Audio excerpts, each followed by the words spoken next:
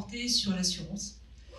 Ce sujet, pour être honnête, c'était un non-sujet il y a plus de 5 ans. Depuis, il faut reconnaître que le sujet est devenu de plus en plus prégnant. On a tous vécu des hausses assez significatives des primes d'assurance. On a tous constaté une sinistralité qui augmentait en fréquence, en intensité. Et du coup, on s'est dit, au niveau de la fédération, qu'il fallait qu'on prenne le sujet pour que collectivement, on avance ensemble, tout simplement, à la fois sur nos techniques, notre professionnalisme, nos compétences et nos relations avec nos assureurs et nos courtiers.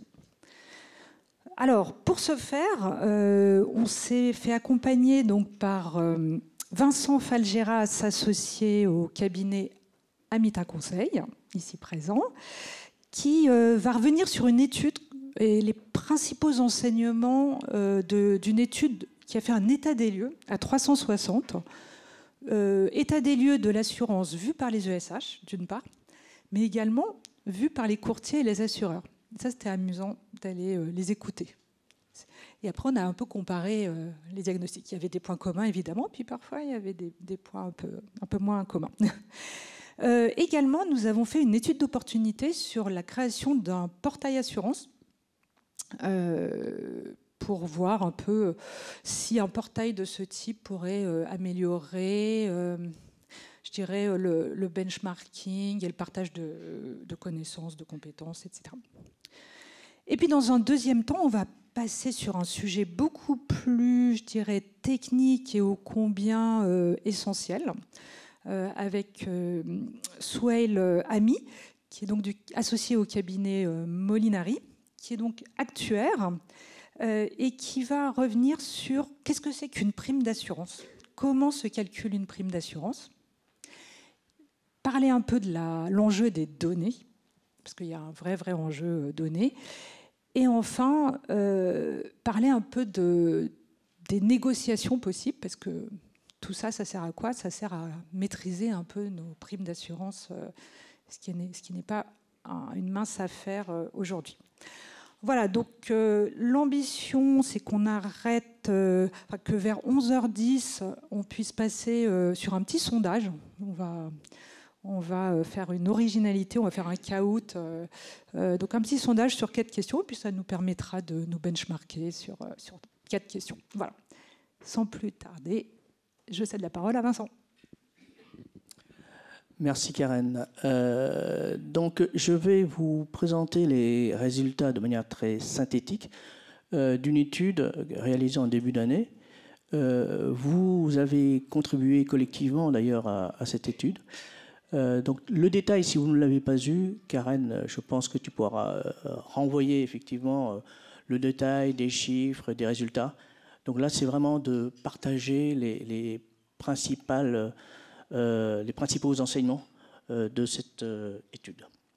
Alors, le point de vue déjà des ESH qui a participé, je commencerai donc par cette première partie, et en miroir, nous sommes allés également rencontrer les assureurs et courtiers, puisque c'est le binôme auquel vous avez affaire à la fois pendant la vie des contrats, mais aussi et surtout en ce moment, dans une phase de renouvellement, puisque l'année 2025, pour certains d'entre vous, 2026 et d'autres par la suite, vous allez devoir effectivement négocier des renouvellements.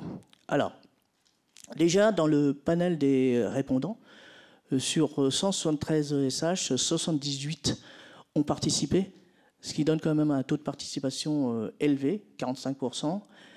Ça représente aussi 69% finalement des logements assurés. Donc une forme de robustesse de cette étude, même si ce n'est pas l'exhaustivité.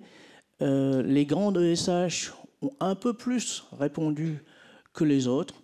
Et puis il y a une diversité quand même en fonction de votre organisation, de ceux qui ont répondu. Majoritairement, la direction juridique a participé.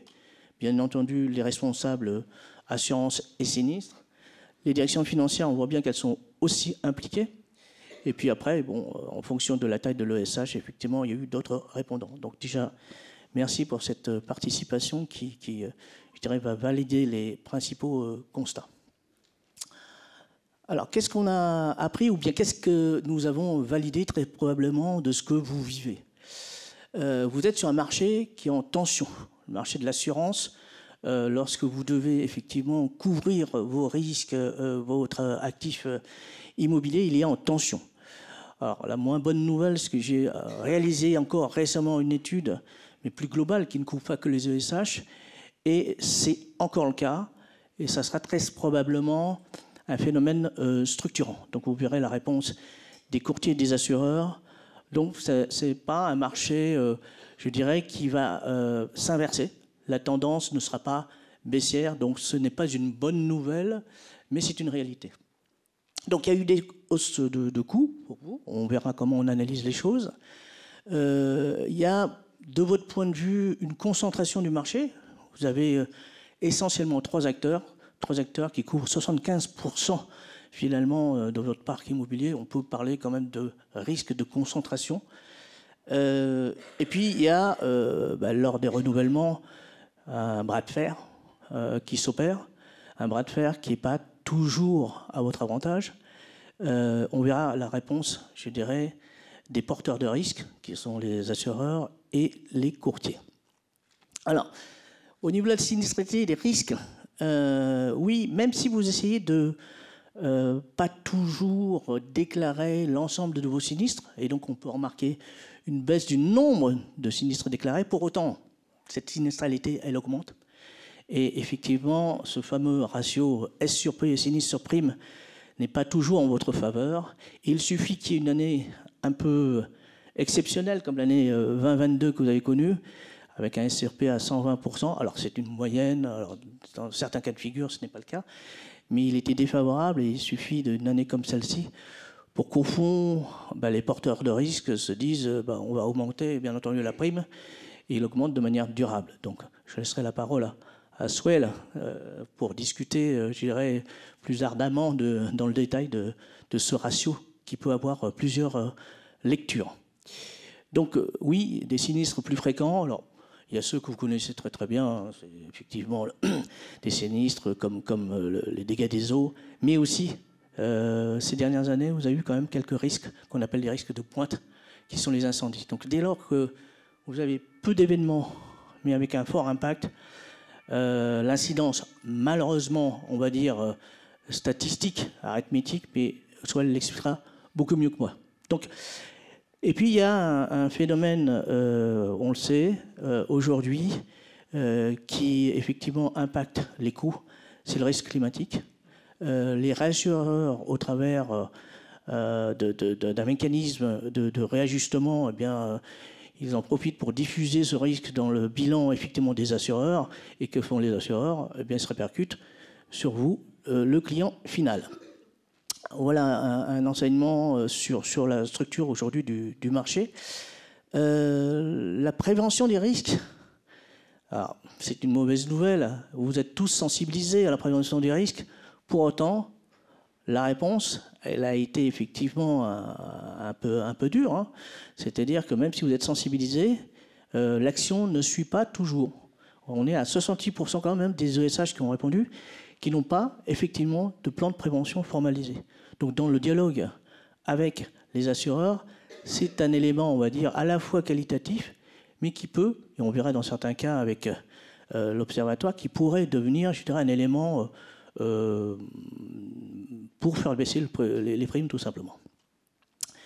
Vous avez réfléchi à des solutions alternatives, ça peut être effectivement de l'auto-assurance, la mutualisation des risques. Alors on verra, est-ce que c'est un achat groupé, est-ce que finalement c'est une vraie mutualisation des risques?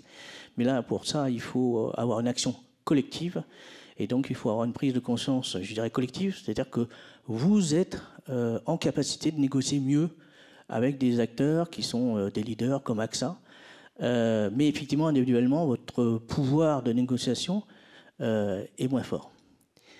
Bon, de manière plus anecdotique, il y a des solutions communicatives, mais très peu ont envisagé cette solution, d'autant plus que ça signifie aussi un certain volume. Donc je passerai assez vite sur ce sujet.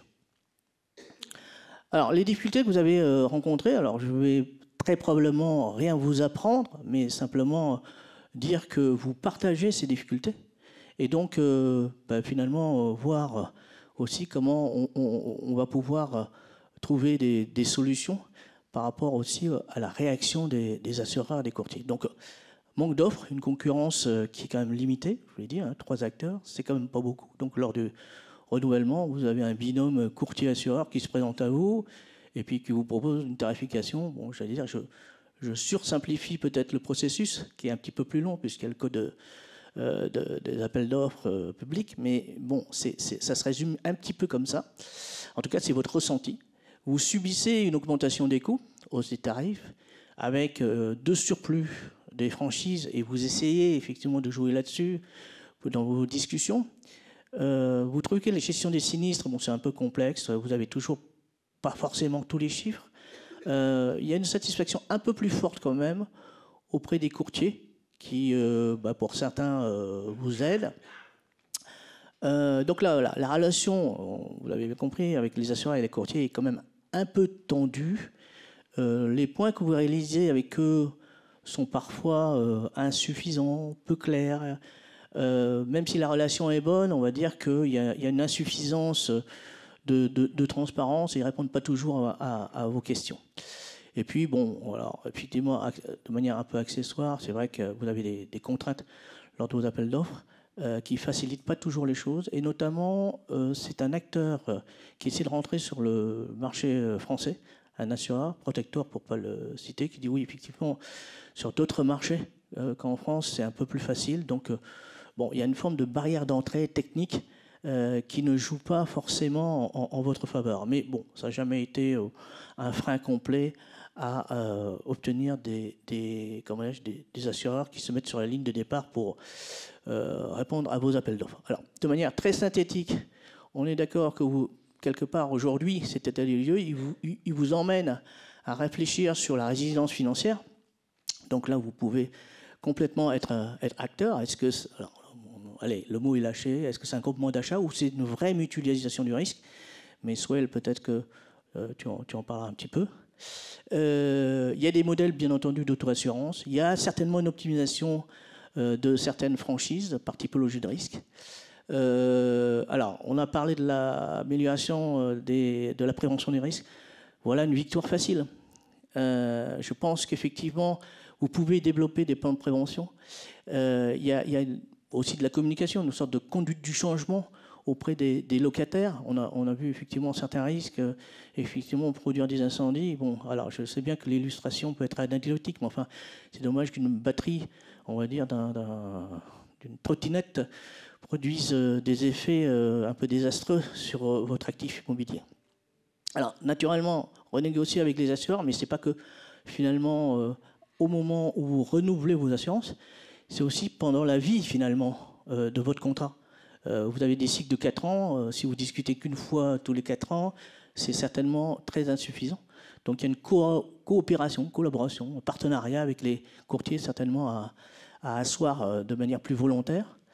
Nous, on pense qu'il faut encourager quand même des études collectives. Alors, bon, je reviens sur la captive, même si c'est un horizon, de mon point de vue, qui est plus lointain, parce que c'est relativement complexe, et puis ça demande du volume, et puis ça demande que vous soyez d'accord, parce que seul, ça va être un peu compliqué.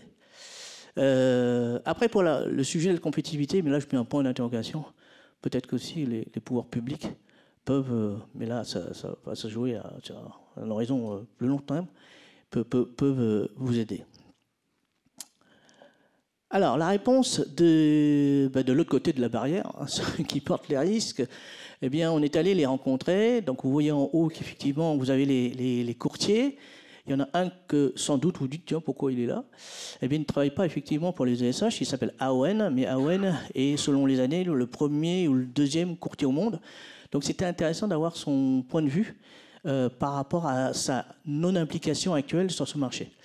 Et puis, vous avez les acteurs que vous connaissez, AXA, SMA BTP, Generali. Alors, Protector, c'est effectivement le nouvel entrant qui, potentiellement, demain, sera sur le marché et qui pourrait être une forme d'alternative. Donc, on les a tous approchés. Puis, il y a la fédération, bien entendu. On était très transparent sur l'enquête, l'étude que nous menions. Alors, il y a quand même des points de convergence les assureurs, les courtiers, ils sont bien alignés sur le fait que, bon, oui, la gestion du risque, la révision des tarifs, tout le monde est d'accord qu'il faut ajuster les choses. Là où il y a dissonance, c'est que vous ressentez de manière très injuste une non-proportionnalité. C'est-à-dire que vous vous dites, ah oui, mais attendez, les prix que vous me proposez, je ne sais pas multiplier mes risques par 2, et pourtant ma prime, eh bien, elle s'envole. Et en plus, c'est plutôt un plateau, et un plateau qui monte. Bon, enfin, je caricature peut-être un petit peu, mais c'est quand même le ressenti dans vos réponses. Là où tout le monde est d'accord, il y a un vrai sujet sur la qualité des données. Bon, vous connaissez votre patrimoine, mais finalement, il n'y a pas un vrai investissement sur des bases de données, sur une justesse finalement de ces informations qui ont un impact lorsque finalement un assureur il n'a pas les bonnes informations. Allez, il met un amortisseur sur le risque, sur tel ou tel sujet, il met un deuxième amortisseur, donc bon, ça fait beaucoup d'amortisseurs, et les amortisseurs, c'est des augmentations de prix. Hein. Soyons simples, sans être un grand mathématicien. Alors, prévention et suivi, voilà, on en a parlé, donc c'est un vrai sujet. Vous pouvez l'emporter facilement, et en tout cas dans une stratégie assurantielle, dans un discours vis-à-vis de ces porteurs de risques, je pense que c'est un volet à développer. Bon, les contraintes administratives, bon, le code des assurances, je ne vais pas y revenir dessus, c'est pas non plus quelque chose de complètement bloquant, même si c'est un peu compliqué. La mutualisation, la gouvernance, on est d'accord. Ils sont plutôt ouverts, en fait, là-dessus. Les assureurs, les courtiers, ils disent, écoutez, pourquoi pas, plutôt que d'adresser une ESH, je pourrais effectivement imaginer couvrir l'ensemble du parc immobilier de plusieurs... Enfin bon, c'est pas du tout un frein technique, au contraire. Donc il y a plutôt consensus. Là où il y a de la dissonance, hein, c'est sur l'approche tarifaire. Hein. Ils veulent bien, eux, augmenter les prix, mais dans des proportions qui ne sont pas toujours comprises. Alors, c'est du déclaratif, ça vaut ce que ça vaut. Ils disent oui, mais ils reviennent un peu sur le passé. Vous avez bénéficié, les ESH, de leur point de vue, de primes plutôt basses, parce que lorsqu'ils sont rentrés sur votre marché, ils n'ont pas fait une tarification technique très fine, et ils se sont aperçus qu'ils perdaient de l'argent. Bon, ça c'est ce qu'ils disent. Moi, je n'ai pas audité leurs comptes. Et donc, certains ont eu pour stratégie de lisser l'augmentation. Bon, ça, c'est plutôt une position de partenariat que prône un AXA. D'autres disent, tiens, cette année, vous avez des risques de pointe, j'applique de manière brutale, mais aussi durable parfois, une hausse des primes. Voilà, donc là, vraiment, il y a une dissonance, et je pense qu'il y a une incompréhension dans le dialogue que vous pouvez avoir avec ces partenaires. Captif d'assurance, je l'ai dit, ça sera peut-être une solution plus lointaine. En tout cas, l'implication de la fédération dans ce dialogue a été plutôt bien perçue, parce que vous, seul, face à ces grands courtiers et ou assureurs, finalement, vous avez parfois l'impression de ne pas peser très lourd. Collectivement, il y a une prise de conscience quand même de ces genres que bon, le marché pourrait bouger et pas forcément en leur faveur. Donc, eh bien, il faut se muscler un petit peu collectivement là, au niveau des ASH, et le bras de fer pourrait pencher de l'autre côté de la balance. Voilà ce que je voulais vous présenter sur cette... Alors ça, c'est une synthèse, on l'enverra, et je pense que Karen, de ce que je viens de vous dire. Est-ce qu'à ce stade, il y a des questions où on réserve les questions peut-être à la fin? Non? Voilà, donc, fort de cette première étude, la Fédération a lancé l'étude de faisabilité d'un observatoire de l'assurance. Ce qu'on a appelé au départ observatoire de l'assurance, et plusieurs ESH, dans leur contribution, sont venus participer à des ateliers. Et donc l'objectif, c'était de définir un périmètre fonctionnel, c'était de définir aussi dans ce portail, c'est quoi les données, qu'est-ce qu'on va y faire, moi demain, ESH, quels bénéfices j'en tire. Donc ils ont forcément imaginé les choses, et c'est plutôt intéressant, puisque derrière, avec le contenu qui souhaitaient, mais aussi les informations qui souhaitaient partager, les données, peut-être aussi, on va voir un peu plus dans le détail.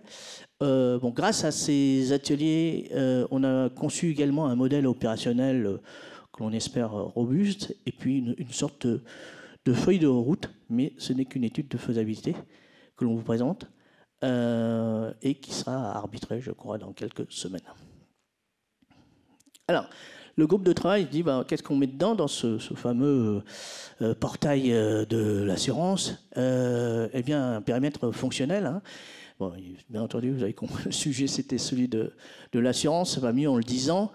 Il va y avoir effectivement une administration de ce portail. En tant qu'adhérent ESH, vous pouvez effectivement bénéficier de toutes les informations qu'il y a dedans, de toutes les données, de la façon dont ça sera retraité. Il souhaitait également avoir une capitalisation des outils et templates. Outils et templates, ça veut dire quoi? Ça veut dire ça serait intéressant d'avoir un cahier des charges type lorsque je commence à discuter de renouvellement. Ça serait intéressant d'avoir des clauses juridiques déjà préécrites que je n'ai pas forcément à tout réinventer.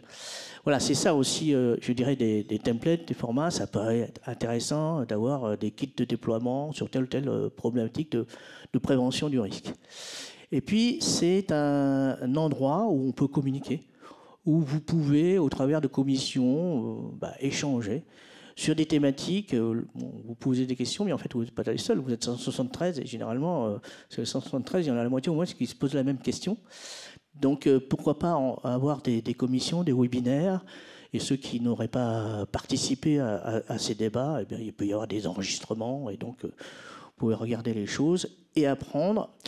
Et puis, capitalisation des bonnes pratiques.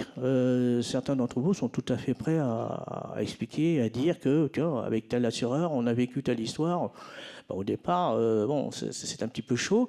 Et puis, on est allé vers une voie plus de dialogue et, au fond, d'approfondissement. Et c'est des histoires qui peuvent vous servir à tous. Donc ça, c'est vraiment le périmètre fonctionnel. Puis le périmètre non fonctionnel, les utilisateurs, effectivement, on va définir au sein des ESH. Est-ce que c'est direction des assurances, direction juridique, financière? Bon, là-dessus, il n'y a aucun souci technique en termes d'habilitation. Le périmètre géographique, le groupe de travail s'est dit, on va commencer par la France, métropolitaine, les DROM. Et puis alors, le périmètre institutionnel, c'est-à-dire les ESH en priorité. Mais au fond, certains se sont dit, pourquoi pas, dans le futur, l'ouvrir à d'autres personnes, d'autres organisations. Voilà, ça c'était vraiment l'atelier 1. L'atelier 2 a été beaucoup plus dans le détail sur la donnée, sur effectivement le partage de la connaissance. Donc sur la droite, de manière très synthétique, je vous ai mis les données, les thématiques. Donc forcément, données assurantielles, données autour même de votre organisation, données autour de votre parc immobilier, votre patrimoine, des données sur la prévention. Parce que justement, si vous voulez communiquer demain en disant « moi j'ai pris telle mesure et regardez, ma sinistralité a baissé ». Et puis il y a quand même autour des données l'idée qu'il faut avoir des indicateurs, peut-être des alertes. Je dis, tiens, c'est quand même pas normal, j'ai un taux au mètre carré avec un coût qui est pas normal, qui est bien supérieur à la moyenne. Donc pourquoi? J'ai envie de comprendre. Donc il y a ces idées-là qui ont émergé. Et sinon, l'autre bénéfice, c'est effectivement d'avoir des kits. Pourquoi pas, encore une fois, des expériences matérialisées.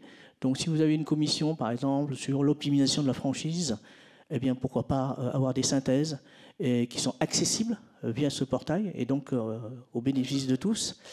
On a parlé tout à l'heure des modèles, des templates, donc voilà, les fameux contrats d'assurance. Mais là-dessus, il peut y avoir effectivement un travail avec quelques experts et puis l'ensemble des ESH peut bénéficier de ça.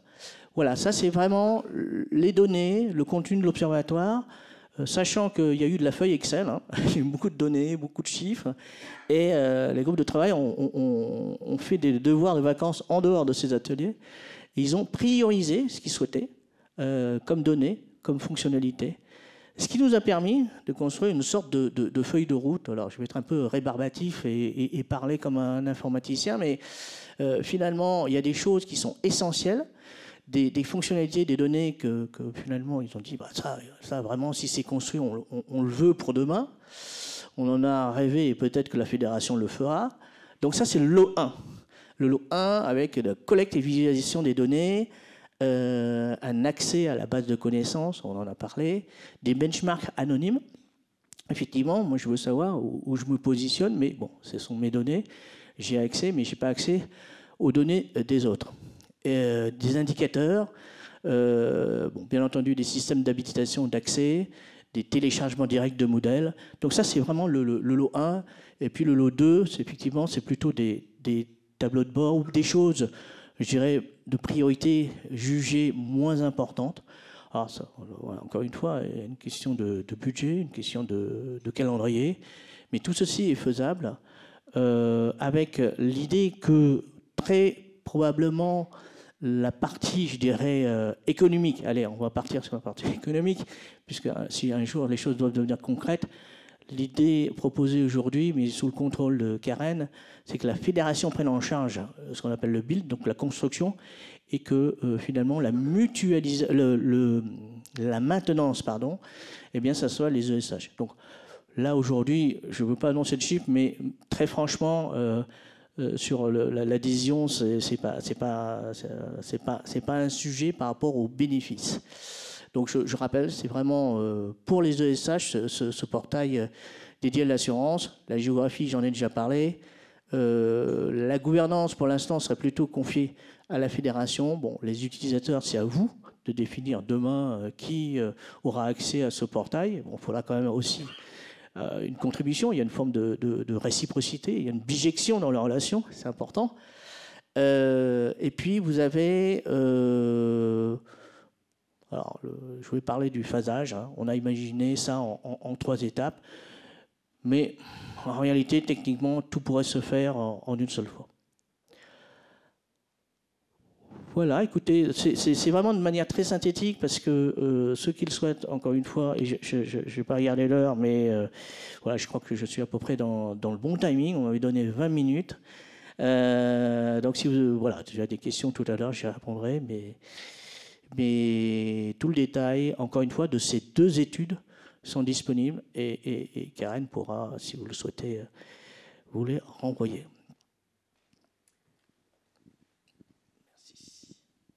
Merci beaucoup, Vincent. Alors, donc vous l'avez compris, hein, ce portail, c'est une étude de faisabilité, c'est un projet. L'idée, c'est vraiment de voir, parmi les 4 questions, on va voir si ça peut vous intéresser à terme.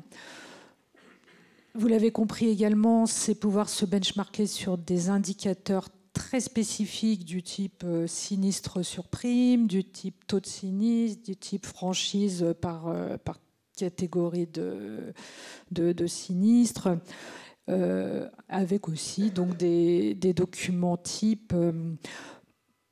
Donc ça veut dire également pouvoir... En fait, typiquement, Protector nous a fait part d'une vraie difficulté. C'est-à-dire que quand il regarde les clauses juridiques ou les appels d'offres, il ne s'y retrouve pas du tout. Et il trouve qu'il y a 90% de clauses juridiques pour le Code des marchés publics et puis 10% qui concernent le sujet de l'assurance en tant que tel. Et Protector, eux, ce qui les intéresse, c'est plus les 10% que les 90%. Donc, ce qu'on sent bien, c'est qu'il y a, nous, nos pratiques, et des attentes qui sont un peu différentes.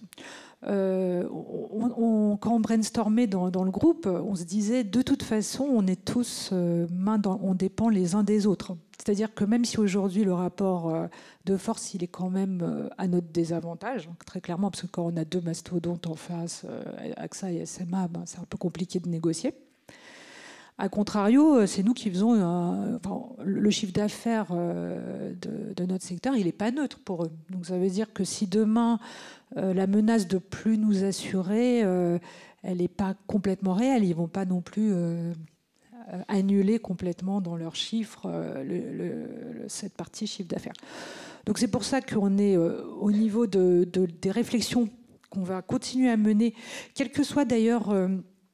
la réalisation ou non de ce portail. On va continuer à faire des commissions et on va continuer à faire des webinaires pour monter en compétences, pour créer des templates, pour que les sociétés qui ont 10 responsables assureurs et puis ceux qui ont un demi-responsable assureur puissent avoir aussi de l'information et des clauses type, avec toujours finalement un esprit et une intention, c'est d'essayer d'être dans du gagnant-gagnant avec les courtiers et les assureurs. Voilà ce que je voulais vous dire en complément. Et je vais céder la parole à Souheil qui va vraiment, je pense, vous intéresser. En tout cas, moi, ça m'a... Alors déjà, sur l'état des lieux, j'étais hyper intéressée parce que quand même, moi, ça m'a permis de monter en compétence, parce que ce sujet-là, il était quand même très éloigné de mes bases. Et Souheil va parler du point de vue de l'actuaire et du point de vue de l'assureur. Comment on calcule une prime de risque? Et puis tout ce qui est négociation, et puis également tout ce qui est enjeu de la donnée, qui est un vrai enjeu sur le sujet. Voilà. Excuse-moi, Karine, oui. Juste une question. La décision sera prise en Conseil fédéral de créer le portail parce qu'il y a l'air d'avoir un doute entre le fait de franchir le Rubicon Oui, alors moi, pour être honnête, l'étude, elle vient d'être terminée. Après, ça remonte à la gouvernance. Et pour le moment, il y a plutôt... je sens plutôt une décision plutôt positive en notre faveur. Ce qu'on a essayé de faire, c'est un périmètre très restreint pour pas avoir un gros budget, pour partir sur quelque chose de simple. Vous me connaissez, même si Visial est devenu plus compliqué au fil des années, l'usine à gaz, on perd tout le monde et le projet disparaît. Et je me demandais dans quel délai, si on donne quelqu'un de ce vert de la fédération, quel délai pour... On avait estimé à 6... je ne sais plus. On va dire, une fois qu'il y a le go et le budget, c'est entre 6 semaines et 3 mois pour le lot 1. Et bon, après, ça dépend du budget. Si on veut faire les 3 lots en 6 mois, c'est possible. Mais déjà, le premier trimestre, vous avez quelque chose qui tourne, parce qu'au fond, c'est une grosse base de données déjà au départ. Et puis après, ça un accès, je dirais, en extraction à des documents. Donc voilà, peut-être que en termes de délai, c'est quelque chose de très très raisonnable. Et on peut le dire, on a déjà travaillé sur ce qu'on appelle un RFI. C'est pas un appel d'offres, c'est vraiment aller chercher des acteurs qui potentiellement sont intéressés à construire cela pour la fédération. Et on a aussi obtenu, non pas un engagement, mais des devis qui sont raisonnables, qu'on a déjà challengés, on les a déjà rencontrés. Donc, on ne vous présente pas les lots, juste des slides avec rien derrière. Mais vous ne le saviez pas, mais bon, on vous le dit. Peut-être un complément aussi. Moi, je suis toujours très prudente. Vous me connaissez. L'ambition, c'est de réussir à faire des projets qui marchent. Ça supposera que chacun alimente. Et je connais toute la difficulté de collecter la donnée, de la déverser. Voilà. Donc, il ne s'agit pas de faire un portail qui finalement ne serait pas utilisé. Voilà. Donc, il y a encore toute cette réflexion. Mais quoi qu'il en soit, effectivement, la faisabilité, ça ne pose pas de problème. Les partenaires, enfin la société de développement, on la trouvera. On en a déjà consulté 3 qui sont dans les purs. Voilà. Mais je ne veux pas être trop bavarde et je laisse la parole à Souheil. Merci Karen. Merci à vous d'être associé à cette journée finance. Alors, on met le contexte de notre présence ici. En fait, ça fait quelques mois qu'on opère des travaux de nature actuarielle sur une ISH de nature significative qui est en plein problématique de négociation tarifaire. Le contexte, je ne vais pas le détailler, mais cette ESH, elle a vu son tarif qui s'est fait doubler sur les 5 dernières années. Donc, elle nous a sollicité dans ce cadre-là. Et dans ces échanges-là, on a une occasion qui est aussi active au niveau fédéral. Et on a échangé avec la fédération. Merci à Karen de nous associer avec Vincent sur l'étude de l'observatoire qu'on trouve très intéressante. C'est ce que je pense que c'est la bonne démarche à faire. Ça veut dire qu'au niveau fédéral, on ne parle pas de mutualisation. Mais mutualisation, ce n'est pas un sujet facile. Mais pourquoi pas la mutualisation? Je peux en parler. Pourquoi la mutualisation? Sur le plan purement mathématique, le plan purement financier, pourquoi la mutualisation est importante? Voilà, alors qui sommes-nous? En général, nous les actuaires, on sort pas beaucoup, hein. Donc c'est un peu le parallèle des ingénieurs de laboratoire qui sont dans leur machine, qui calculent. Oui, on est des calculateurs, on est des spécialistes du calcul de risque. Ça veut dire, nous, en fait, on manipule la science actuarielle. Ça veut dire qu'on est spécialisé en mathématiques financières et en statistiques et en data. Et la prime de risque, proprement parlé, c'est notre sujet. Donc la prime de risque, c'est les actuaires qui la déterminent. Donc c'est la science de maîtrise par ses composantes technico-financières, de risque assurantiel et financier.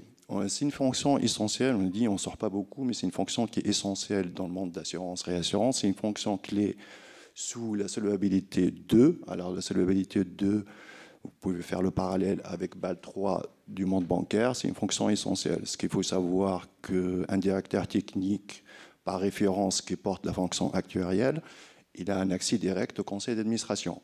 Ça veut dire que s'il y a une divergence d'opinion sur la solvabilité de la compagnie, il a un accès direct au conseil d'administration.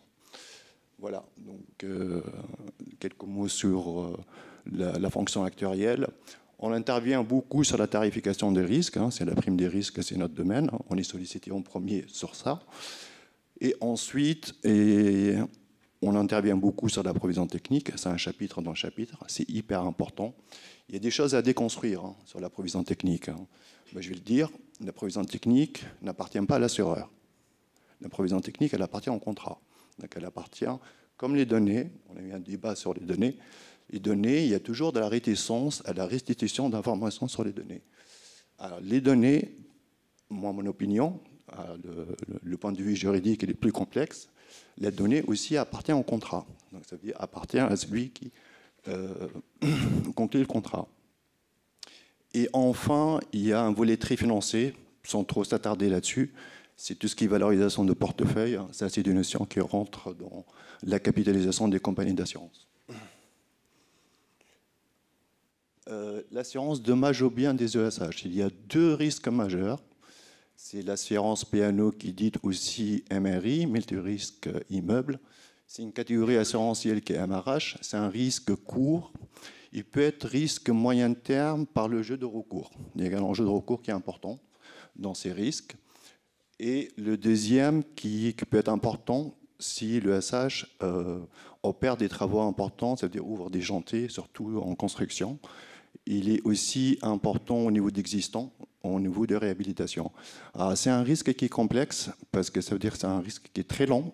Donc, nous, les travaux qu'on a menés cette année avec les SH en question, ça veut dire qu'on a une période d'observation de 15 ans.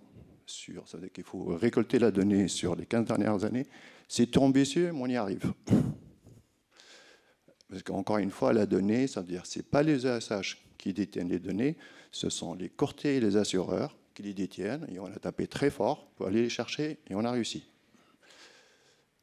Après, pour compléter, les responsabilités civiles, la RC Pro et les autres. Donc les autres, c'est la grande catégorie dans l'assurance vie, tout ce qui est mutuel et régime de prévoyance. Il y a des notions qui sont essentielles hein, quand on aborde le risque. Il y en a 4. Il y a la prime tarification, je pense que c'est l'objet d'aujourd'hui. Il y a aussi la sinistralité, le fameux indicateur de référence SP. Qu'est-ce que c'est un indicateur de rapport de SP? Pourquoi on l'affiche? Et enfin, il y a deux notions, on n'abordera pas aujourd'hui, mais au moins la définition, c'est la notion de franchise et conservation. Ce qu'il faut savoir sur les deux dernières notions pour évacuer le sujet et revenir au sujet principal, c'est que la franchise et la conservation, ce sont des moyens d'auto-assurance. Ça veut dire que vous avez le biais, par le jeu de franchise et la conservation, de faire de l'auto-assurance. Donc il y a déjà un levier qui est important assurantiel. Vous pouvez faire l'auto-assurance à travers la franchise et la conservation. Un exemple illustratif, je vais revenir sur la prime de tarification. La prime, il y a la plus grosse partie, c'est ce qu'on appelle la prime de risque. La prime de risque, il faut la rapporter directement au sinistre. C'est le coût des sinistres. Ensuite, c'est la partie la plus importante. Après, il y a une partie qui n'est pas négligeable, c'est ce qu'on appelle le chargement. C'est-à-dire que les chargements, là, on va voir en première catégorie, qui est normalement la plus importante, c'est le chargement d'apport et de gestion. Ça veut dire c'est le coût de la gestion des contrats et surtout la gestion des sinistres. Après, il se rajoute, c'est ce qu'on appelle les chargements autour de ça.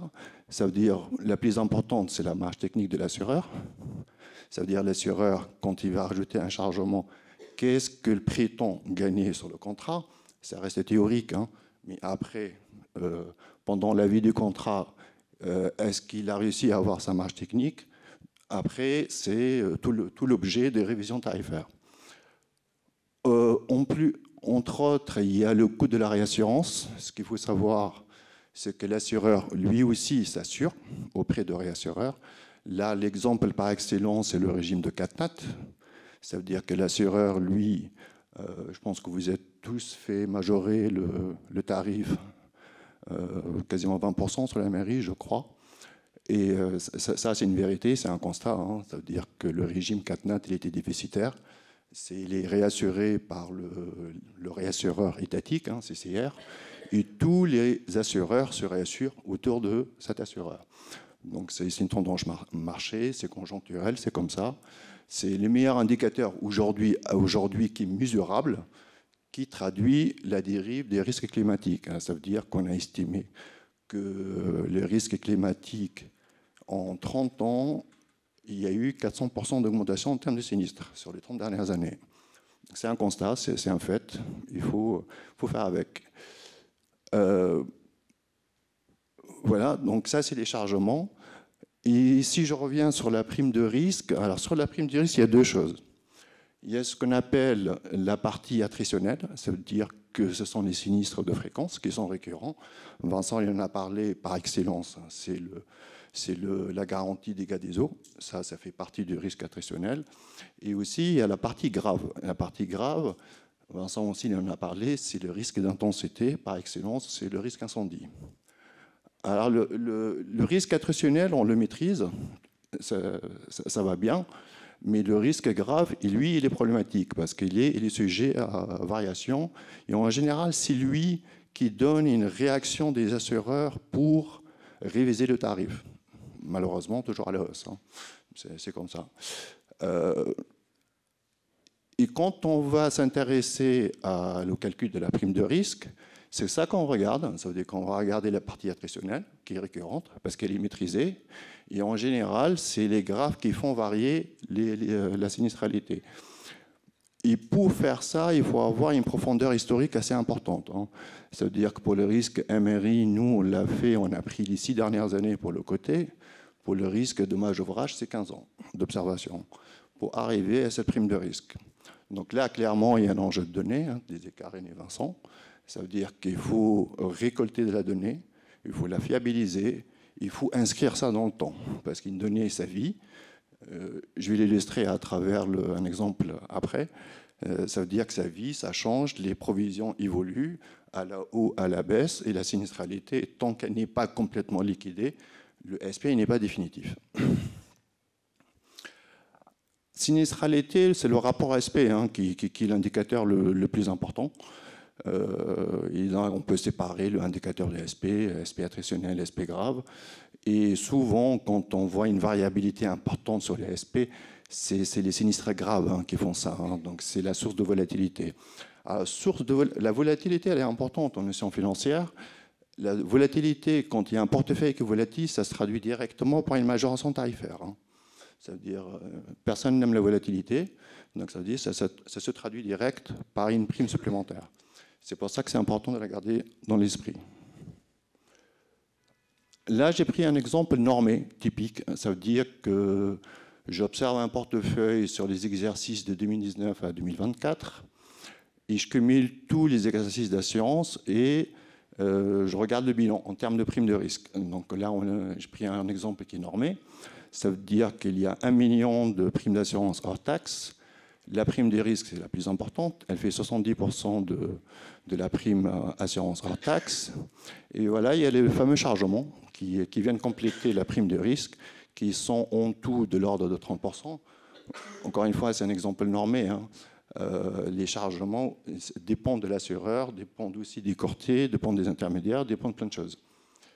Donc, ce qu'il faut retenir, c'est qu'on a 1 million de sinistres avec sa prime de risque qui fait 700 000. Après, ça, c'est presque le meilleur pour nous. Hein. C'est la meilleure restitution de ce qu'on peut faire. C'est pour un reporting financier. C'est-à-dire qu'on va faire un compte de résultats. Et dans ce compte de résultats, on mettra en évidence les rapports SP, les taux de chargement, pour dire quelle est la situation de contrat aujourd'hui. Donc, je vais les reprendre rapidement poste par poste. On a une prime d'assurance qui est TTC, hein, parce qu'il va y avoir des taxes hein, sur la prime d'assurance. Là, c'est normé. Hein, j'ai pris 9%. Par exemple, le risque de dommage d'ouvrage, il est à 9% de taxes. Les MRI, en général, ça aussi entre 10 et 15% de taxes, et selon les sous-garanties qu'il y a dedans. Les fameux chargements de 30%, donc alors le signe, ça veut dire que le plus c'est un produit, le moins c'est une charge. Donc là, si on fait déjà un premier bilan, on retrouve la prime de risque de 700 000, sachant qu'on a déduit le chargement.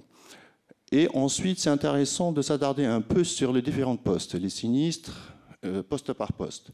Là, sur les sinistres, on a quasiment la moitié de la prime. Il n'y a pas que les sinistres, il y a les frais directs sur les sinistres. Ben, ça veut dire que les frais d'avocat, les frais d'expertise. Il y a les fameux recours. Ça, c'est plus ou moins important. Alors, c'est très important pour une garantie de dommage-ouvrage. Parce qu'une garantie de dommage-ouvrage, ça peut être au-dessus de 50%. Donc, il y a un enjeu de recours. C'est même un enjeu pour comparer les courtiers gestionnaires et les assureurs sur leur capacité à avoir plus de recours ou non. Donc c'est un indicateur qui est pertinent de l'analyser en tant que tel. Après, vous avez les provisions pour sinistre à payer. En fait, ce sont les provisions que constitue l'assureur, dossier par dossier, pour si jamais le sinistre n'est pas encore complètement instruit, c'est-à-dire qu'il n'est pas complètement liquidé.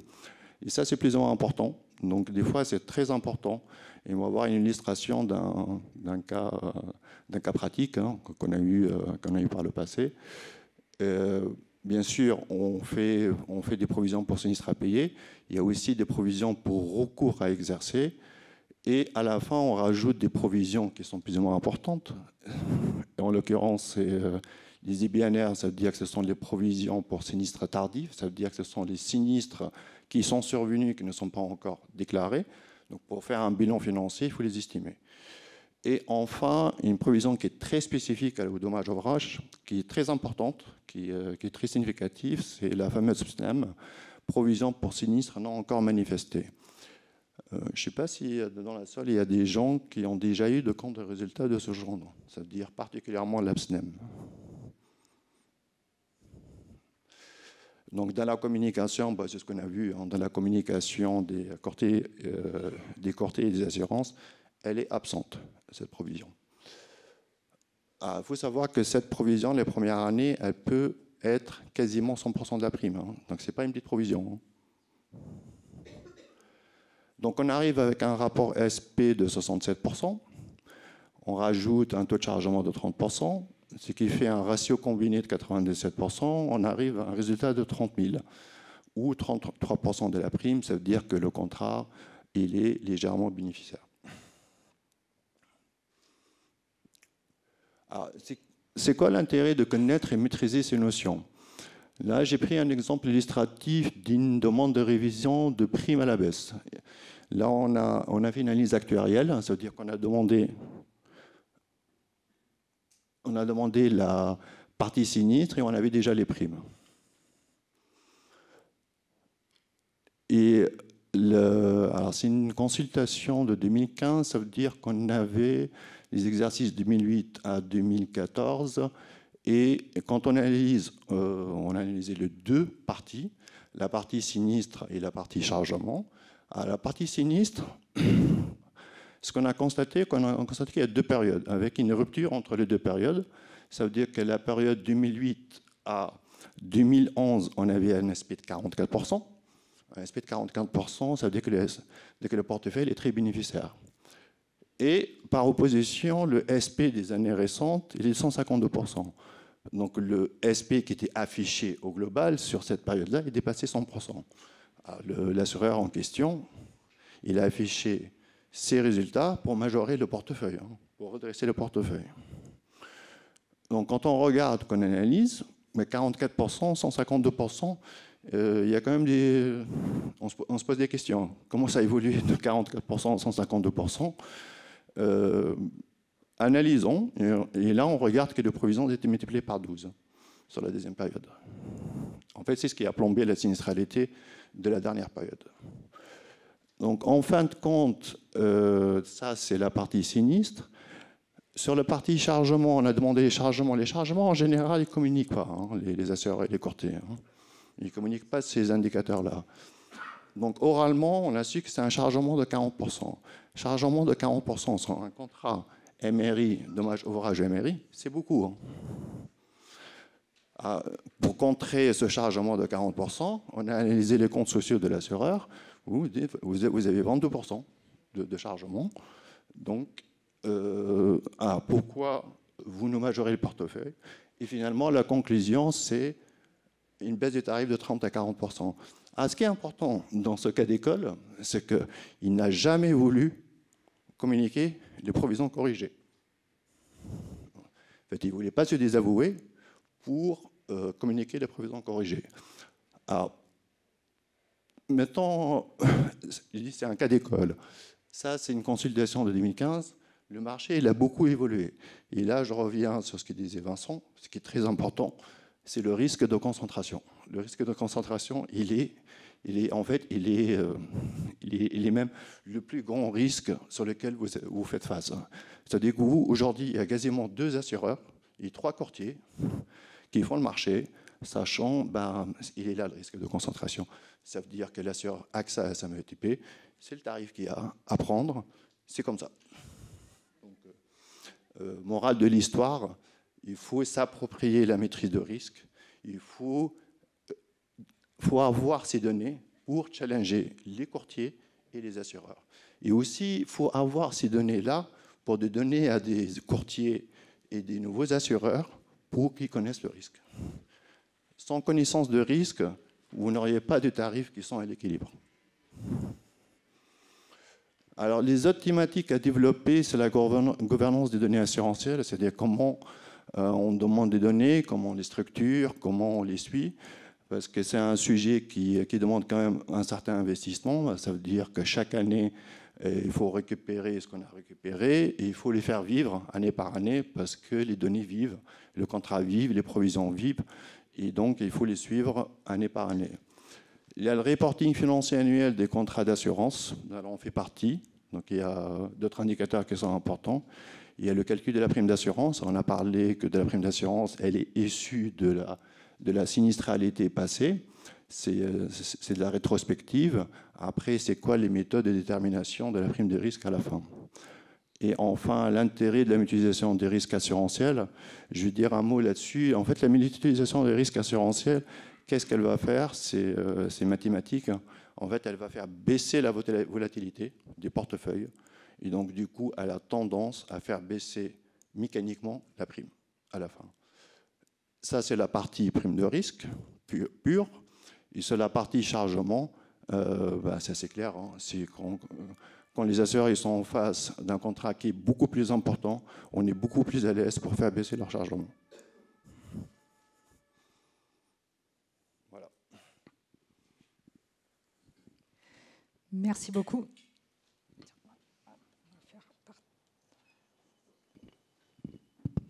Merci beaucoup. J'ai juste une remarque, parce qu'on est de plus en plus interrogé par des investisseurs pour avoir le détail, donc des investisseurs, des banquiers ou des investisseurs tout court, pour avoir le détail de nos polices d'assurance sur notamment la couverture du risque incendie, inondation. Alors, à la fois, c'est lié à l'évaluation de notre adaptation, de notre résilience par rapport au changement climatique. Il y a tous ces Q&A qui concernent aussi le ESG, donc ça en fait partie, mais de plus en plus sur les aspects financiers, et notamment sur les dommages aux tiers, sur ces deux types de risques. Et je me demande dans quelle mesure c'est ça qui peut justifier l'explosion de l'évaluation et donc des provisions qui sont passées pour des sinistralités qui n'ont pas été avérées ou qui sont toujours en cours. Et dans quelle mesure nos assurances couvrent ces dommages aux tiers, par défaut ou non, sur du coup la PNO et la MRI de fait.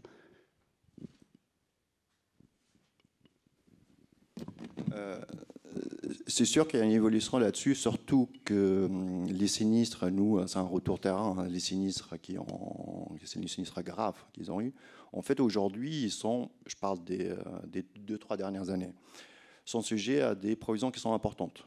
Donc, c'est clair que le risque qui est vu aujourd'hui, il est évalué sur un certain niveau de provision. Vous avez parfaitement relevé la question. Et là, je mets en lien, c'est ce que je disais tout à l'heure, ça veut dire ces provisions-là, il faut les suivre dans le temps. Il faut les regarder l'année prochaine, il faut regarder dans 2 ans. Dans un risque PNO, risque MRI, en généraliste liquide, au bout de 2-3 ans, ça veut dire on verra la vérité vraie dans 2-3 ans. Et là, il faut refaire l'exercice pour apprécier le vrai SP. Ça veut dire ce qu'on vu sur le SP, il n'est pas définitif. Hein. Ça veut dire quand la sinistralité va être consolidée, ça veut dire que toute la sinistralité va être liquidée. Là, on va avoir un SP qui est définitif. Dommage tiers. C'est quoi le dommage au tiers? Dommage tiers, c'est le fait de couvrir l'impact de la sinistralité, pas que pour nous, en tant que propriétaires. Donc les coûts en fait, qu'on va avoir à assumer pour réparer notre... Sur le locataire, sur le locataire ou au voisinage. Et sur l'incendie, c'est quoi la cote-part? Dans quelle mesure, quelle est la part de cette composante-là, en termes d'évaluation du risque, qui justifie l'explosion de la prime? Je ne vois pas de lien direct, c'est l'explosion du risque. Là, les sinistres d'intensité dont on parle... Pas le maîtriser. Oui, on ne sait pas quel va être justement, dans quelle mesure un sinistre qui nous concerne en tant que propriétaire va avoir un impact sur nous, et dans quelle mesure notre responsabilité, notre assurance va être appelée pour dédommager en fait des tiers. Et ça, c'est probablement la chose la plus compliquée à évaluer. Normalement, ils sont assurés eux-mêmes, sauf que parfois ils ne le sont pas. Justement, en fait, aujourd'hui, on a des investisseurs qui nous demandent clairement quelles sont nos clauses qui intègrent cette partie-là. Et du coup, ma question, c'est est-ce que cette clause-là, elle joue en faveur, en défaveur? Je pense plutôt en défaveur. Et dans quelle mesure ça justifie l'explosion des prix? Juste une précision. L'explosion des primes, dans l'état des lieux, déjà on était à plus de 70% en 3 ans, et je crois parfois 200% en 3 ans, juste pour rappeler les chiffres. Je me souviens qu'il y avait vraiment 4 facteurs. Le premier, c'est donc la hausse des sinistres à intensité. Le deuxième, c'est la hausse des coûts des travaux. Avec l'inflation, la guerre en Ukraine et toutes les incidences. Le coût de la réassurance, on en a parlé. Et le quatrième, je ne sais plus, enfin dans l'étude, ça y est, il y a un 4e élément. Donc moi, je pense que c'est vraiment ces éléments-là qui sont prépondérants. Après, sur l'assurance sur tiers, là, moi, j'ai pas vraiment, on n'a pas vraiment regardé le sujet. Donc ça, c'est un sujet à rajouter dans la liste de tous les sujets. Parce que si les investisseurs vous le demandent, il faut bien qu'on l'adresse. Les investisseurs ont plus un...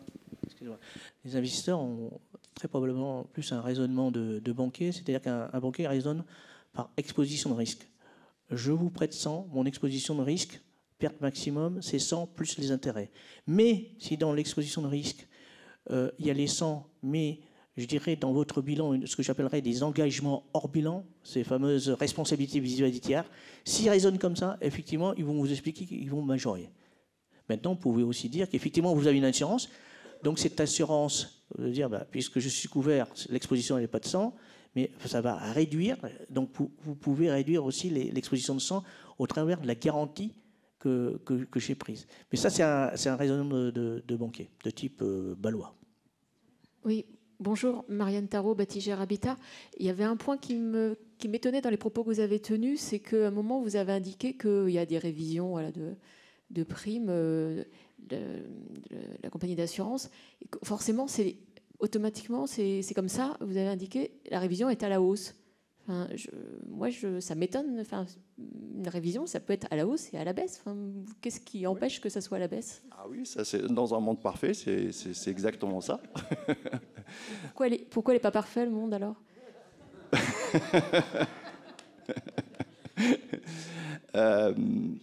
Nous, on l'a fait cette année. Ça a choqué. Hein. Oui, mais on va taper dans la main, alors. Oui, on sait que c'est choquant. Après, c'est un peu le contexte, c'est-à-dire que l'assureur est venu avec une majoration. Hein. Il m'a dit non. Et par contre, on demande une révision tarifaire. C'est compliqué, hein, ce genre de choses. Ça veut dire que l'assureur, vous êtes en train de le désavouer. Hein. Il est venu avec une majoration tarifaire, vous réclamez une diminution des tarifs. C'est plus l'aspect financier pour lui. Hein. En fait, justement, je pensais que Swelt allait parler de ce cas-là et pas d'un cas plus ancien, parce que moi j'ai suivi le cas qui a été traité. Effectivement, l'assureur est arrivé avec 1 an après l'appel d'offres. L'assureur, il arrive et il dit moi je perds de l'argent sur le contrat, donc c'est plus 10%. Du coup, le groupe s'adresse à Swell, ils font les calculs. Je résume, hein, et si je dis quelque chose sous ton contrôle, hein, vraiment, ils arrivent avec les calculs. Le calcul de la prime technique, finalement, montre qu'il y a un delta quand même. Et en face, le courtier dit oui, c'est vrai, vous avez raison. Et puis après, l'assureur dit oui, mais non. Et au final, les 10% disparaissent et le groupe dit oui, mais là, en fait, c'est plutôt à la baisse, effectivement, qu'il devrait y avoir un ajustement. Et là, bien évidemment, il y a un petit peu bras de fer et en même temps, il y a la volonté de rentrer quand même dans un dialogue constructif. Donc c'est pour ça que je donnais cet esprit-là. On est dans un dialogue constructif, on se tient tous, on va pas renverser la table du jour au lendemain. Nous, notre ambition, c'est de peut-être leur montrer que on s'intéresse un peu plus au sujet, on maîtrise beaucoup mieux le risque. Donc on va pouvoir discuter d'égal à égal demain. Et puis d'autre part, l'enjeu de la donnée. C'est-à-dire, moi j'ai découvert 2 choses. C'est que ce sujet-là ne m'était pas aussi proche. Donc j'ai découvert effectivement que l'assureur il peut arriver et dire stop 6 mois après avoir signé, il dit moi j'arrête le contrat. Donc ça c'est quand même après avoir fait plus d'1 an de contrat d'appel d'offres, commande publique. Donc ça c'est la première. Voilà. Oui. Et le deuxième sujet, c'est que c'est un combat pour récupérer les données du contrat qui nous appartiennent. Donc ça ne va pas non plus se faire en 3 jours, hein, mais apparemment, on peut y arriver. Le cas d'école l'a démontré. Donc ça veut dire que collectivement, peut-être qu'on peut avancer là-dessus aussi. Dernier point sur lequel je voulais revenir, je l'ai noté, mais il m'échappe là. Bon, il va revenir. Non, il ne revient pas. Donc, voilà. En tout cas, c'est ça que je voulais préciser. Mais, que je comprenne votre mode d'intervention, vous tenez aux côtés des ESH pour négocier face à l'assureur, ou c'est plutôt en backstage? D'accord. On est en front sur la négociation. Vous assistez aux réunions. Oui, merci de poser la question. Nous, on a l'habitude de travailler pour les assureurs. Hein. On n'a pas l'habitude de travailler pour nos plus grandes consultations sur pour les assureurs. C'est là où il y a plus de matière, parce que les problématiques actuarielles sont sont plus souvent rencontrés chez les assureurs que chez les assurés. Mais par contre, aujourd'hui, d'où l'intérêt de la mission pour nous, c'est de travailler de l'autre côté. Et alors, de l'autre côté, ça veut dire il faut quand même un minimum de taille. Il faut que ce soit un grand compte ou un très grand compte. Donc, oui, on est acteur indépendant, on intervient, on est mandaté par les EHH, enfin les EHH en question. Si on est en négociation, on est en front. Du coup, tu ne vas pas te griller par rapport à... je pose la question un peu de manière directe par rapport aux assureurs. Ah, mais je pose la question. Oui, c'est ça. Il se trouve que je ne les ai pas dans mon portefeuille. Donc.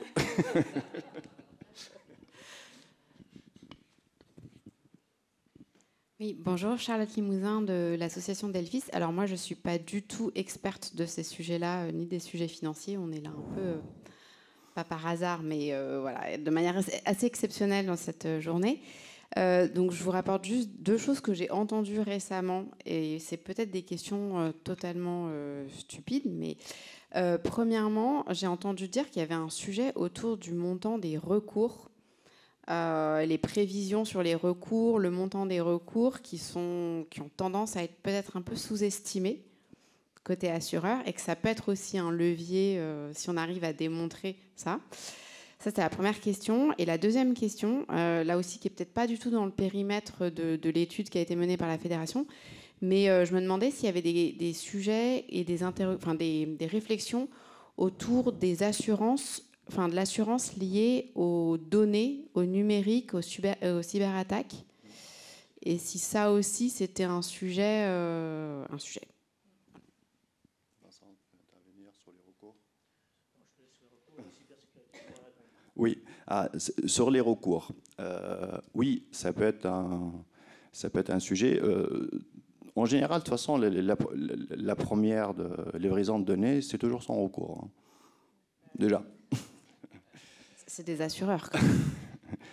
C'est après, il faut les comprendre, hein, les assureurs aussi. Hein, donc, communiquer sur des sujets qui sont sensibles aussi, tels que les recours, et surtout que les recours, ce sont des provisions négatives. Hein.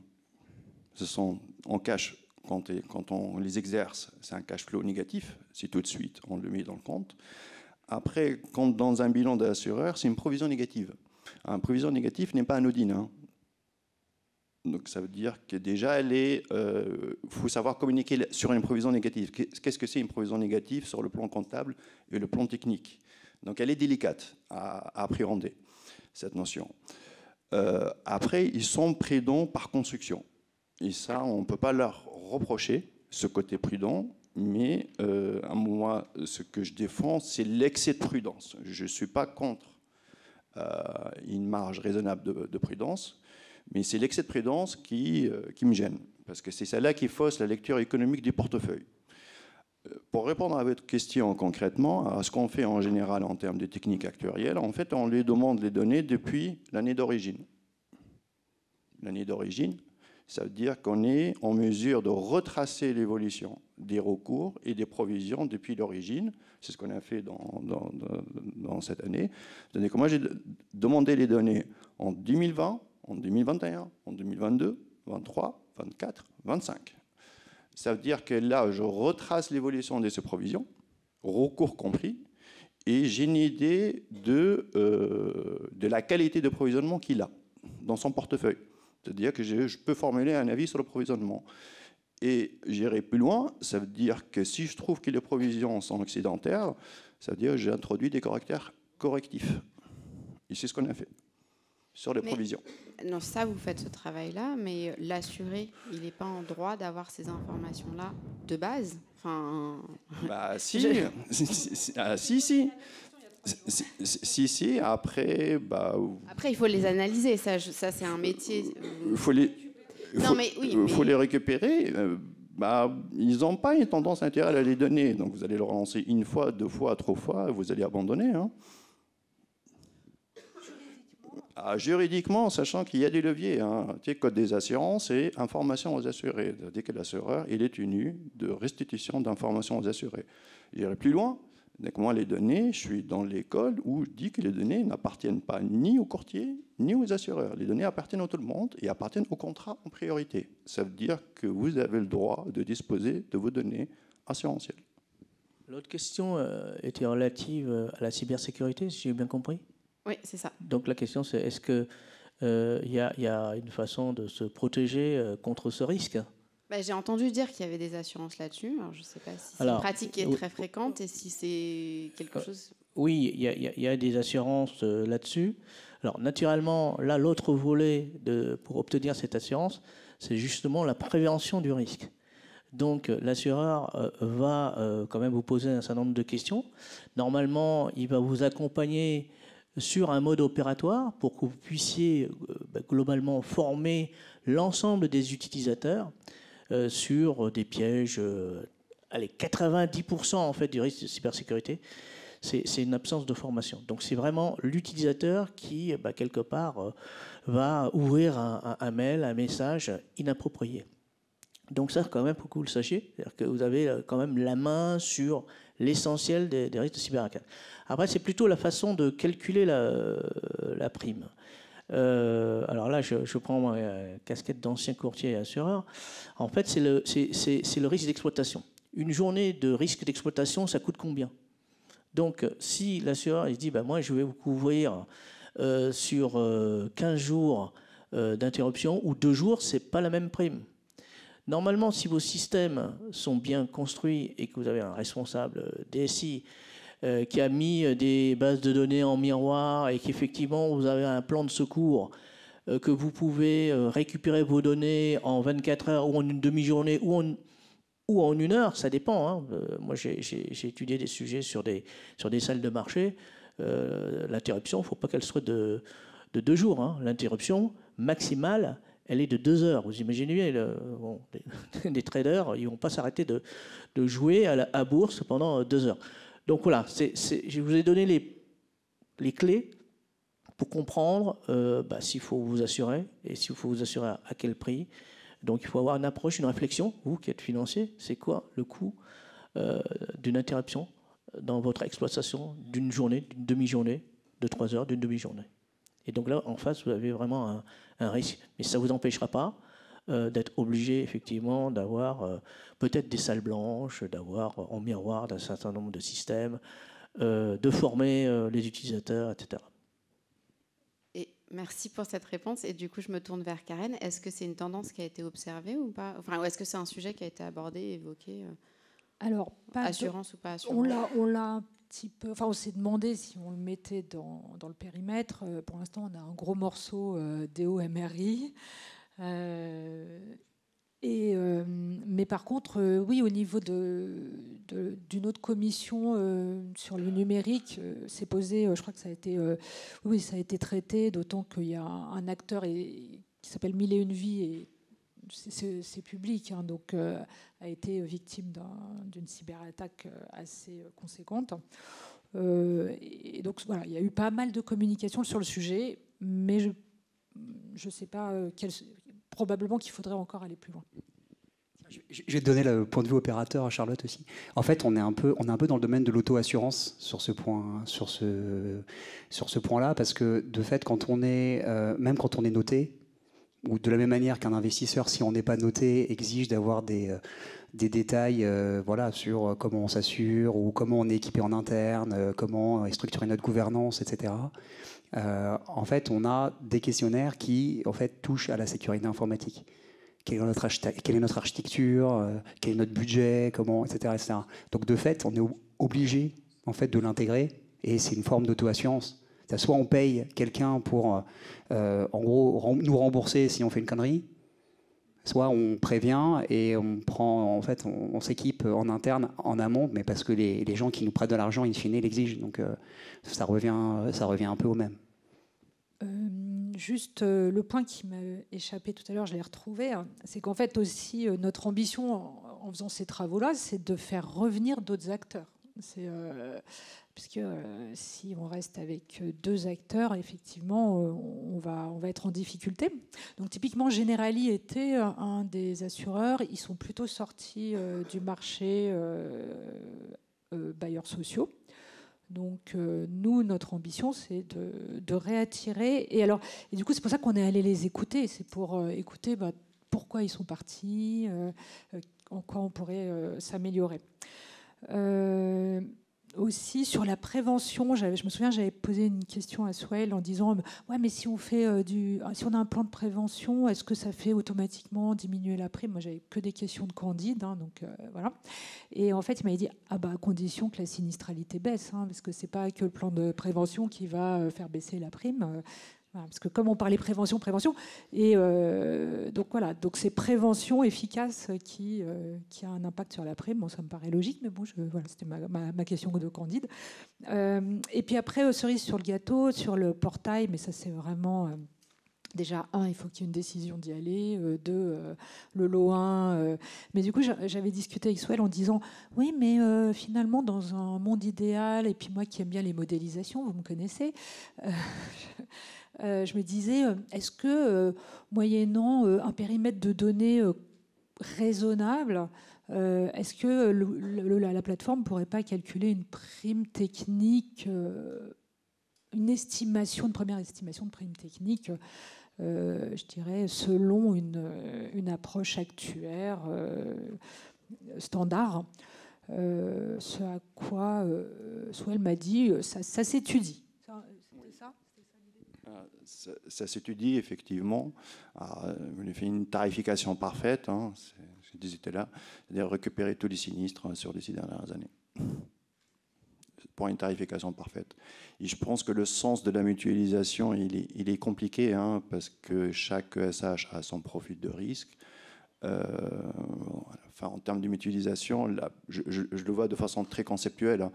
Ça veut dire que s'il y a un très grand contrat cadre qui regroupe l'ensemble des ESH, je pense que techniquement, c'est une information technique, chaque ESH, ou du moins d'une taille significative, doit rentrer avec son profil de risque à elle.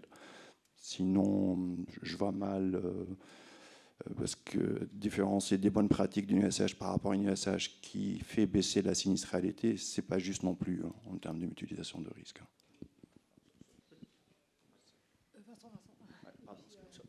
Sur ce point, on a interrogé AON pour les titiller un petit peu, et l'une des solutions, demain on se projette, hein, c'est d'avoir une sorte de contrat standard, une espèce de colonne vertébrale, et puis autour, effectivement, des clauses, et certaines ESH qui ont, je dirais, des spécificités, pourraient faire jouer ces clauses. Mais il faut quand même, je dirais, une colonne vertébrale, il faut une forme d'harmonisation et de standardisation. Et là, alors, statistiquement, en général, c'est bénéfique. Voilà. Mais bon, je sais que c'est compliqué, mais néanmoins, sachez que statistiquement et mathématiquement, je pense qu'on a raison. Juste compléter là-dessus ce que disait Vincent, mais en fait, il n'y a rien qui nous empêche d'imaginer un contrat colonne vertébrale, ce que disait Vincent, un contrat à fenêtre, ça veut dire plusieurs niveaux de garantie, plusieurs franchises, et puis pour chaque niveau, c'est l'ESH qui choisit le niveau le plus adéquat pour elle, et elle aura son propre tarif en choisissant ces garanties-là, mais moi je rajoute, avec son profil de risque. Alors c'est moins une question qu'un témoignage sur la mutualisation. Moi, je suis donc de Mancel d'Habitation, une ESH qui pèse à peu près 6500 logements, dont le terrain de jeu est juste la Sarthe. Il y a à peu près 3 ans, on s'est fait sortir assez brusquement par notre assureur, suite à un sinistre qui, dont le coût avait été supérieur à 1 million d'euros, avec recours vers un tiers tout de même. Mais bon, ils ont décidé de nous sortir. On a lancé une consultation comme on le fait d'habitude. Alors, on a dû prendre une AMO locale, je pense. On a bricolé un peu. Et puis, à l'ouverture, pas une seule réponse. On arrivait à l'échéance et on n'a pas eu le choix que de retourner, un peu comme les bourgeois de Calais, vers notre assureur en disant « S'il vous plaît, moi, le 1er janvier, j'ai envie d'être assuré. » Il nous a dit « Oui, pas de problème. » Plus que le doublement de la prime. Bon, j'ai signé. Et on a travaillé au niveau de notre société de coordination dans l'idée d'aller dans une mutualisation. Et c'est là où je veux vous apporter le témoignage de la mutualisation. Ça nous a permis, dans la construction de la consultation et de l'appel d'offres, de bénéficier de l'expérience d'autres membres de la société de coordination. Et on a construit vraiment une consultation en travaillant sur une analyse plus fine de la sinistralité de chacun. On a travaillé sur le process affiché de gestion des sinistres pour rassurer l'assureur sur le jour où il y a un PET, ça sera géré complètement. On n'a pas travaillé sur la prévention. Ça, je pense que j'ai repris votre idée, ça sera pour la prochaine consultation. Et puis, on a fait le choix, je ne vous cache pas que dans le directoire de la SAC, quand on a discuté de est-ce qu'il faut mettre en commun notre sinistralité ou est-ce que chacun garde la sienne et puis elle évoluera en fonction de ce que ça donnera pour chacun des organismes, on a pris le risque, on a fait le pari de tout mettre ensemble. Voilà. Et alors, la masse est peut-être ridicule pour certains. Hein. Moi, 6500 logements, quand on a lancé la consulte, on était aux alentours des 30 000 logements. Et le résultat global a fait que pour certains coopérateurs, ça a un petit peu monté. Et pour nous, on est redescendu à un niveau inférieur à celui qu'on avait avec le nouveau contrat.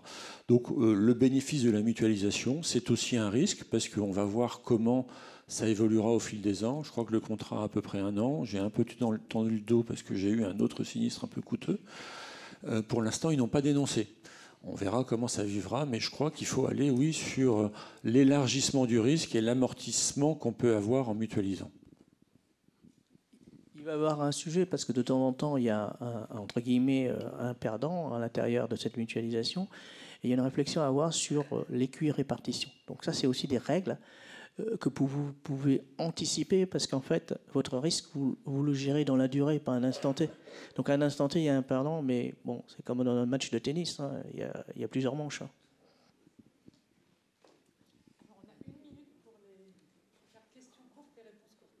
J'avais, en fait, je revenais sur votre question du risque et de la mutualisation. Moi, intuitivement, je me disais que c'était plutôt une bonne idée. Parce qu'en fait, c'est justement le métier de l'assureur de gagner de l'argent en mutualisant les risques.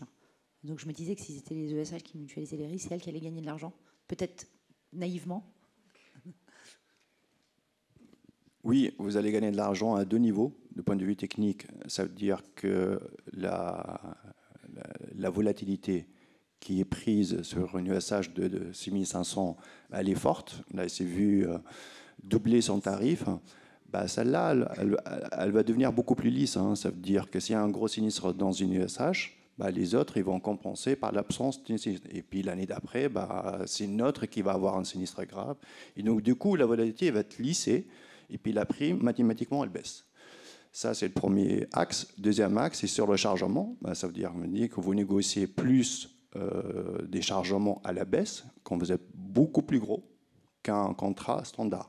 Rien qu'un contrat standard, un petit standard, le courtier il va vous prendre 5% de commission d'apport direct. Ça veut dire les 5%, vous allez les sauter. Hein. Ça sera 1%, ça ne sera pas 5%. Déjà, il y a une économie de 4%. Parce que vous êtes beaucoup plus important. Oui, alors merci. Je prends la parole peut-être pour un témoignage sur la cybersécurité, vous évoquiez tout à l'heure. Simplement partager un témoignage, parce que Yves-Marie parlait de risques. Quand on est dans des mutualisations, c'est aussi des opportunités. Nous, à la taille de Batigère, 95 000 logements propres et un peu plus de 100 000, si on compte les SAC et autres périmètres variés, ça nous a permis en fait de structurer une démarche en termes de management des risques, de cartographie des risques et de prévention. Et in fine, déploiement d'un plan d'action avec une équipe dédiée, une gouvernance, etc. Et ça a eu quelles conséquences? Ça a eu la conséquence que la compagnie d'assurance en fait, nous a à la fois réassurés, mais a élargi la couverture de l'assurance. Alors ma voisine saura en parler mieux que moi dans le détail pour ceux que ça intéresserait, mais je crois que c'est un témoignage important. Et j'en profite du coup pour te remercier, Karen, la fédération et puis vous, pour ce que vous nous apportez aujourd'hui. parce que vous nous faites monter en compétences, et moi je suis une vraie convaincue aujourd'hui que dans le monde dans lequel on vit, alors Valérie Fournier a parlé ce matin de risques auxquels on devait faire face, moi je suis convaincue qu'on est plus armés collectivement, et que le management des risques, effectivement, c'est un sujet important, mais que ça permet aussi des opportunités pour mieux piloter nos processus, en gagnant en compétences et en adaptant nos pratiques. Donc merci. Merci beaucoup Nathalie. Ah oui. Non, plutôt. Mais est-ce que vous pouvez mettre soit votre nom de famille, soit l'organisme, parce que sinon on ne saura pas. Ou alors, si vous tenez absolument à être anonyme, n'hésitez pas. Ségolène, tu voulais peut-être compléter. Alors moi, je trouve le sujet super intéressant, donc j'ai plein de questions. Ségolène Duc de Bénazet-Batiget. Vous avez parlé de la concentration des acteurs en assurance, mais je pense qu'il y en a une aussi en réassurance. C'est-à-dire des acteurs réassureurs au niveau mondial. De tête, je peux en citer 2, mais il y en a peut-être un peu plus, mais je ne suis pas certaine. Je dis un mot là-dessus, c'est une question très pertinente. Mais en fait, les assureurs, ils ont le même problème que vous. Ça veut dire que les réassureurs, il y en a 4 sur la place. Il y a les 2 mastodons allemands, c'est Hannover Re et Erk Frankona ou Genre. Il y a la Score, qui est plus petite, mais il y en a 4. Ça veut dire qu'ils ont ce problème-là, le même que vous, mais c'est un autre marché. Il ne peut pas y avoir 10 réassureurs, parce qu'un réassureur, ce qu'il faut savoir, il ne peut pas avoir 10 réassureurs, parce que c'est un réassureur, c'est une très grosse industrie. Ce qu'il faut savoir sur un réassureur, en termes de solvabilité, ça veut dire quand il accepte une prime, il est obligé de constituer autant dans ses fonds propres de la prime. C'est une autre dimension. C'est comme ça ne changera pas. Mais ils font avec. Donc, et justement, ce qui est intéressant dans les chargements, on parlait de coûts de réassurance, c'est la performance de l'assureur, c'est sa qualité avec ces 4 réassureurs-là. Est-ce qu'il est optimisé ou pas optimisé? D'où l'importance des acteurs comme SMA, BTP, AXA, qui, eux, négocient bien leur plan de réassurance, en fait. Ça rentre en ligne de compte dans le chargement. Merci. Bien, donc on va passer à ce petit moment de vote. Suspense. Alors, pensez-vous que le portail assurance, tel qu'on vous l'a présenté, pourrait vous être utile? Alors, non, pas du tout. Tiens, pourquoi tu as commencé par non, pas du tout? C'est aléatoire. Oui, un peu. Non, pas vraiment. Et oui, beaucoup. Ah, par contre, tu as mis les bonnes couleurs. C'est aléatoire aussi. Ah ouais, si c'est l'IA qui fait le sondage, alors là, ça devient coton. Wow.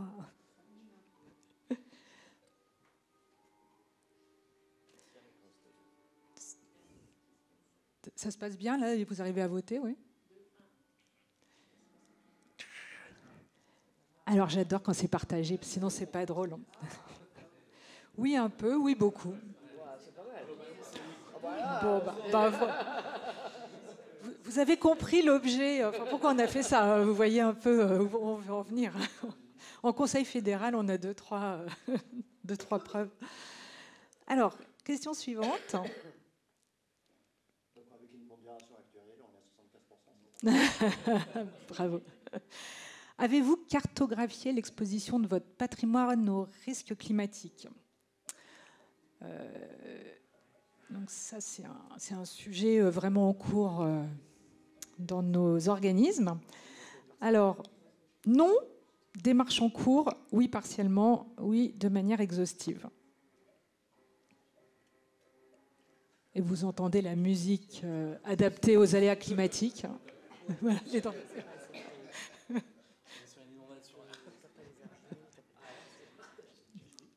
alors, donc, 28% pas un non, démarche en cours 32%, 28% oui partiellement et 12% de manière exhaustive. Bon, voilà, c'est un sujet d'actualité. On va le travailler probablement avec Delphis. On va le travailler aussi, on va continuer à le travailler aussi dans la commission, enfin dans les échanges qu'on va pouvoir avoir dans l'assurance. Ce qu'on aimerait bien, c'est faire intervenir un assureur. Si Protector voulait nous présenter comment il score les aléas climatiques dans sa prime, ils étaient pas contre l'idée d'intervenir, donc ça sera intéressant de les écouter. Et l'outil utilisé... de toute façon, c'est l'étape suivante. Je crois que c'est la question suivante.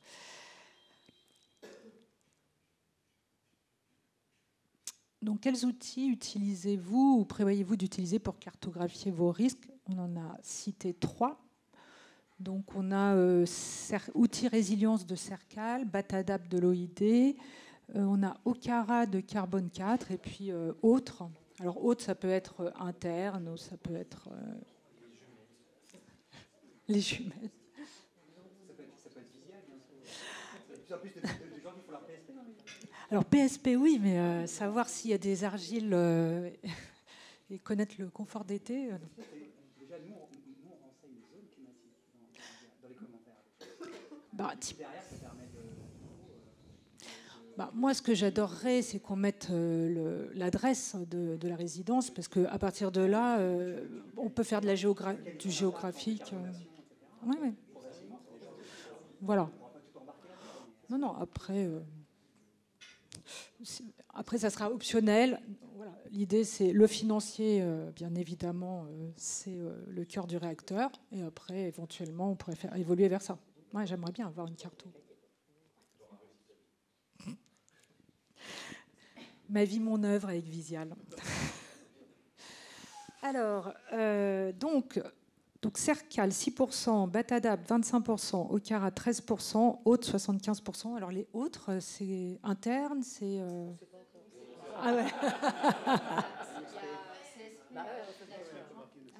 Ah oui, il y a le CSP, donc effectivement, l'outil d'action logement. Il y a aussi DPR, je crois, Diagnostic Performance Résilience chez CDC Habitat. Et dernière question.